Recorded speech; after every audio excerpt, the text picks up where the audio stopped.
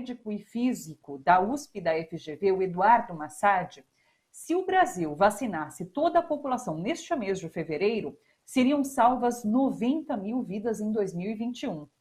Em entrevista ao jornal El País, o pesquisador disse que a nossa limitação é o número de doses e não a capacidade de vacinar.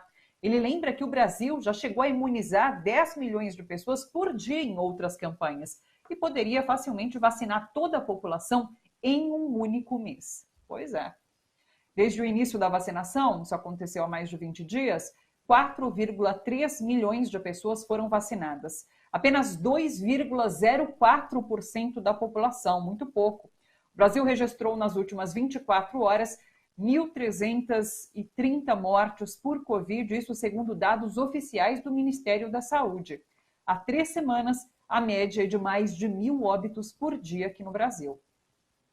E um relatório da respeitada revista científica The Lancet, que todo mundo passou a conhecer por conta dessa pandemia, inclusive, esse relatório afirma que os Estados Unidos poderiam ter evitado 40% das mortes por Covid se tivessem indicadores semelhantes a outros países ricos. O documento critica a resposta inepta e ineficiente de Donald Trump à pandemia, mas enfatiza que o problema não é só esse. Segundo o relatório, o combate à Covid ficou comprometido pela qualidade do sistema de saúde norte-americano. E não é uma vacina que vai resolver esse problema. A saúde pública praticamente não existe nos Estados Unidos e quase 500 mil de pessoas já morreram na pandemia no país. A CEPAL, que é a Comissão Econômica para a América Latina e o Caribe, avalia ainda que as mulheres foram as mais prejudicadas pelos impactos econômicos da Covid-19. Um ano de pandemia significou uma década de retrocesso trabalhista para a mulher latino-americana. O motivo principal é que as mulheres são maioria em profissões com maior precarização e risco de desemprego, como nos setores, por exemplo, do comércio, hotelaria, indústria, serviços domésticos, além de ter, é claro, menos acesso ao crédito para manter ou recuperar os seus negócios. Que triste realidade. A deputada estadual Isa Pena, do PSOL, acredita que o medo do desgaste levou a Assembleia Legislativa de São Paulo a aceitar a denúncia de assédio contra ela. A Comissão de Ética aprovou por unanimidade, foram 10 votos a 0, a denúncia contra o deputado Fernando Cury, do Cidadania. Para lembrar, em dezembro do ano passado, Fernando Cury foi flagrado colocando a mão no seio da deputada. E isso em pleno plenário da Assembleia, como vocês estão vendo nas imagens. Se ele for considerado culpado, ele pode então ser cassado. O dinheiro público bancou em 2020 700 toneladas de picanha e 80 mil cervejas para militares, segundo deputados do PSB.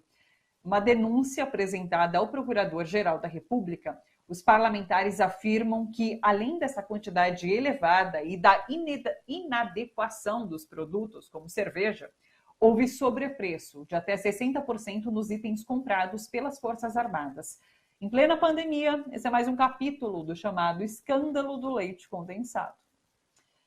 E olha só, uma outra notícia referente aos militares: mais de 70% dos leitos em hospitais militares no Amazonas estão vagos, enquanto os outros hospitais do estado estão em colapso justamente por falta de vagas. Segundo o boletim da Secretaria da Saúde do Amazonas, 84 dos 116 leitos para pacientes de Covid estavam ociosos nesta quarta-feira nos hospitais militares. Por outro lado, pela lista oficial, 278 pacientes aguardavam na fila para conseguir um leito. A Câmara dos Deputados aprovou, com 339 votos a favor e 114 contra, o texto base do projeto de lei da autonomia do Banco Central, como queriam os bancos com o apoio do governo Bolsonaro. A oposição chamou essa medida de Bolsa Banqueiro e argumentou que ela abre a possibilidade de um presidente eleito pelo voto popular ter dificuldade de implementar a política econômica aprovada pela maioria do povo brasileiro. A gente vai entender tudinho sobre isso, sobre essa autonomia do Banco Central que se trata com a Juliane Forno. Daqui a pouquinho a gente conversa com ela, tá? O cantor e compositor Chico Buarque relembrou o papel do Grupo Globo na Lava Jato e afirmou que ele foi censurado pelo jornal O Globo quando o ex-presidente Lula foi preso. Vamos dar uma olhada nessa fala. Pois é, na época até o Nassif publicou essa história, que é o seguinte, quando o Lula foi condenado, o dia que ele foi condenado, o Globo, o jornal Globo, procurou várias pessoas para se manifestarem uma opinião sobre a condenação do Lula, né? E aí eu respondi o seguinte, o Globo faz a diferença.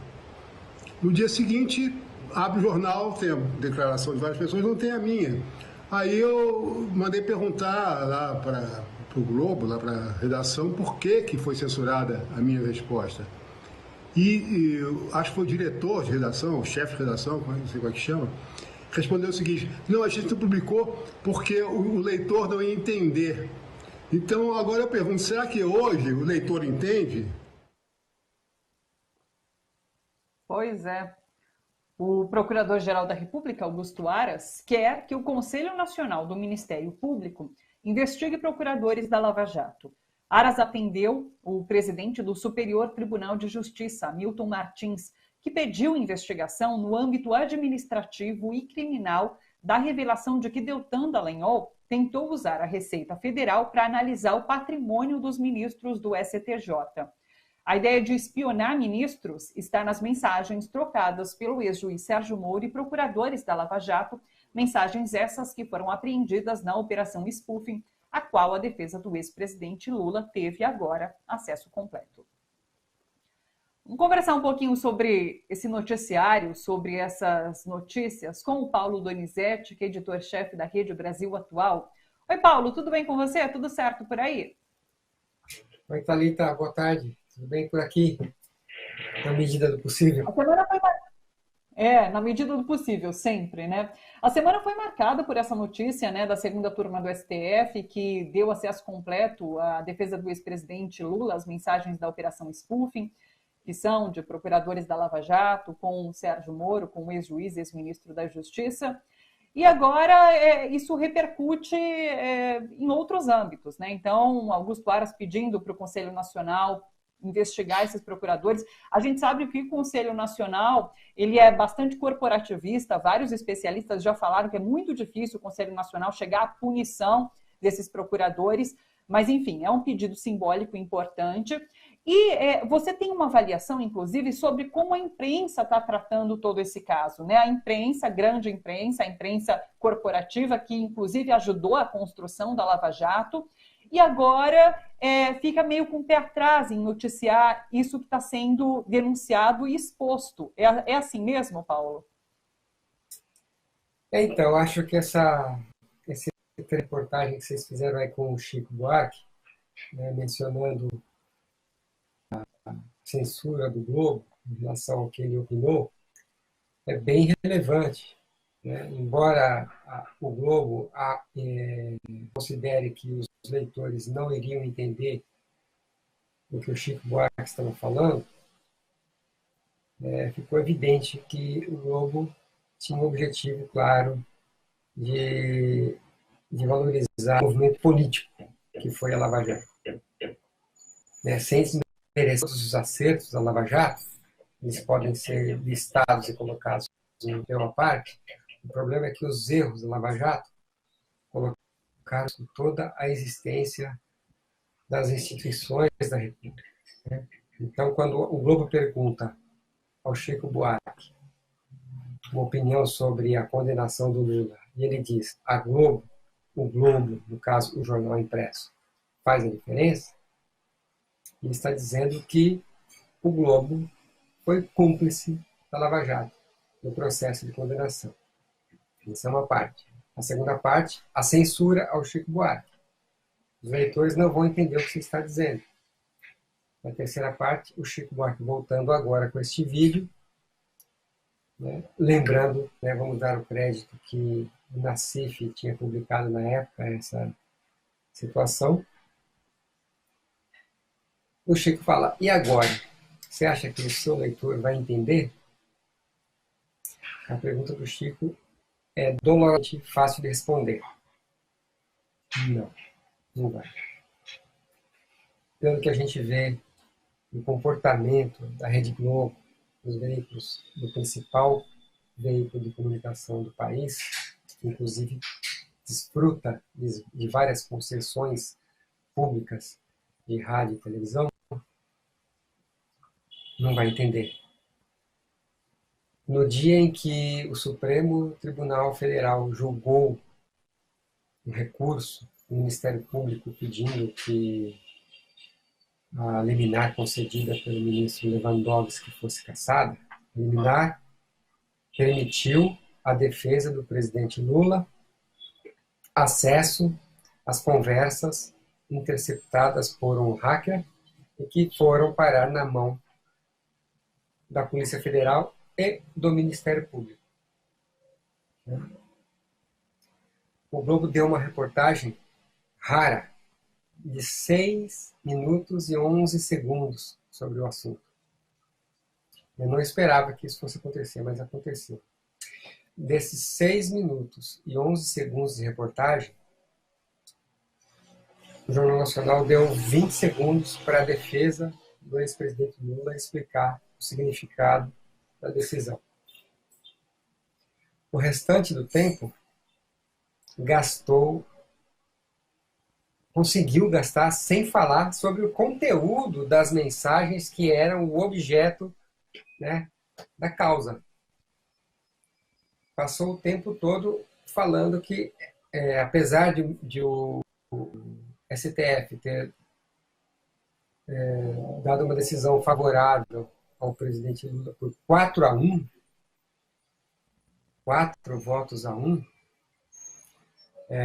não entra no mérito da causa, não entra no mérito da discussão.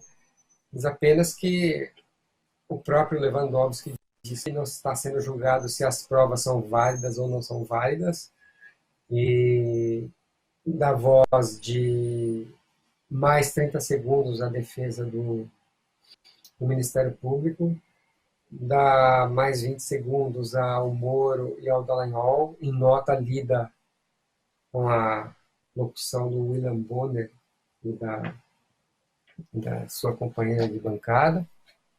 Enfim, mais uma vez... E, além disso, omite o voto de Gilmar Mendes, né, que foi um voto corajoso, bastante contundente, com a crítica à Lava Jato. O Jornal Nacional dá uma frase de Gilmar Mendes nessa situação. Então, mas é porque o voto de Gilmar Mendes foi tão contundente que ele não deu margem para edição. Se Verdade. o Gilmar Mendes tivesse dado 10 segundos para falar, olha, não estamos aqui falando se as provas são válidas ou não são válidas, estamos aqui falando da liminar. Não, o Gilmar Mendes, no seu voto, ele julgou a Lava Jato. Né? Ele deu um voto contundente sobre os métodos de construção de um processo de condenação. Então, ele não deu margem para edição. Então, ficou fora do jornal. Por outro lado, também não ficou dentro do jornal, fazendo proselitismo de imparcialidade. Como os minutos que a Carmen Lúcia teve na edição do jornal, você vê dizer, olha, o Ministério Público tem acesso aos dados, o juiz tem acesso aos dados, a Polícia Federal tem acesso aos dados. Por que a defesa não pode ter acesso aos dados? Foi brilhante, foi contundente. Mas quais são esses dados? Não teve uma menção a esses dados. Não teve nenhuma menção à gravidade das conversas, da combinação, da articulação entre os procuradores da Lava Jato em Curitiba e o juiz que julgaria o processo, que foi o comandante da elaboração do processo. Então, essa desmoralização do ex-juiz Sérgio Moro, premiado ex-Sérgio Moro, e essa desmoralização dos procuradores da Lava Jato é também uma desmoralização dos meios de comunicação que fizeram parte dessa estratégia. Na frente deles, a Rede Globo. Por isso que a Rede Globo tem vergonha de mostrar o que tem por trás dessa história toda. Por isso que a Rede Globo, mais uma vez, está dando uma demonstração de que é preferível conviver com esse governo fascista, genocida, responsável por 235 mil mortes. Daqui uma semana, Thalita, nós vamos ter 10 mil casos de contágio de coronavírus. Daqui uma semana, nós vamos ter 260 mil mortos de coronavírus. E a Rede Globo, seus parceiros responsáveis e genocida que está tomando conta dessa pandemia no Brasil, cúmplice disso. Você fala sobre esses números da pandemia, que inclusive tem subido realmente muito rapidamente. Esse número de hoje foi o quarto maior, o de ontem tinha sido o quarto maior, o de hoje superou, é o quarto maior desde o início da pandemia. Os outros maiores números relacionados às mortes na pandemia foram em janeiro. Então, a situação da pandemia é muito crítica nesse momento.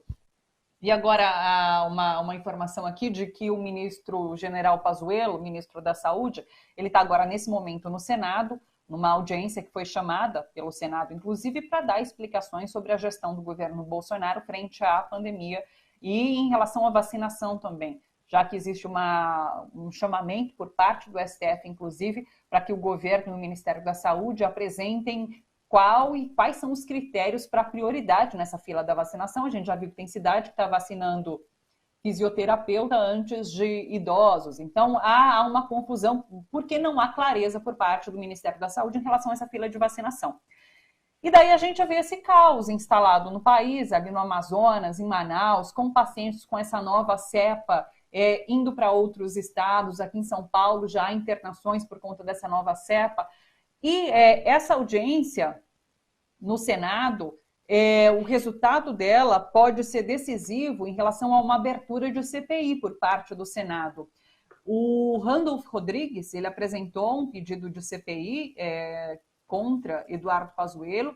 Esse pedido de CPI, inclusive, já tem mais do número de assinaturas necessários para que ela fosse aberta, só depende do presidente do Senado, de fato, abrir ou não essa CPI. E ele chegou a comentar, ou existe pelo menos uma expectativa, de que vai depender dessa audiência para ele abrir ou não uma CPI.